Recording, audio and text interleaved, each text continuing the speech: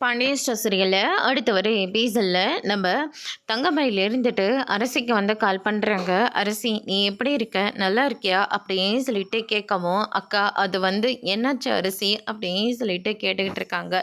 இல்லைக்கா நான் நல்லா தான் இருக்கேன். இல்லை அரசி, அங்கே ஏதோ பிரச்சனை நடந்துட்டுருக்கு, என்னாச்சுன்னு சொன்னதானே தெரியும் அப்படின்ற மாதிரி கேட்டுட்டு இருக்கவும், அதுக்கடுத்து தான் என் வாழ்க்கையே போச்சுக்கா.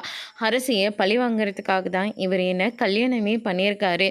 இப்போதான்க்கா நடந்த எல்லா விஷயத்தையும் என்கிட்ட சொன்னார். அரசியை போய் மறுபடி பொண்ணு கேட்டிருக்காங்க.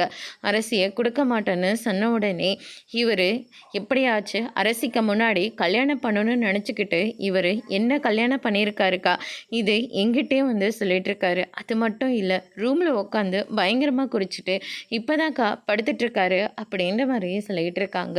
இதெல்லாம் உனக்கு தேவைதான் சுடரு, இதெல்லாம் நடக்கும்னு நான் நினச்சிக்கிட்டு தான் உனக்கு இந்த கல்யாணமே வேண்டான்னு சொன்னேன்.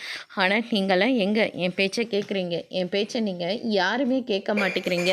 அதனால தான் உனக்கு இப்படியெல்லாம் நடந்துட்டுருக்கு. அரசியை பழி வாங்கிறதுக்காக தான் குமரவேலு உன்னை கல்யாணம் பண்ணியிருக்கான்னு எனக்கு ஆரம்பத்திலே தெரியும். அதெல்லாம் தெரிஞ்சதுனால தான் வேண்டான்னு சொன்னேன். ஆனால் அம்மாவும் அப்பாவும் உங்கள்கிட்ட என்ன பேசினாங்கன்னு எனக்கு சத்தியமாக தெரியல. ஆனால் அடுத்த நிமிஷமே கல்யாணத்துக்கு மனப்பூர்வமாக நீ சம்மதம் சொல்லிட்ட.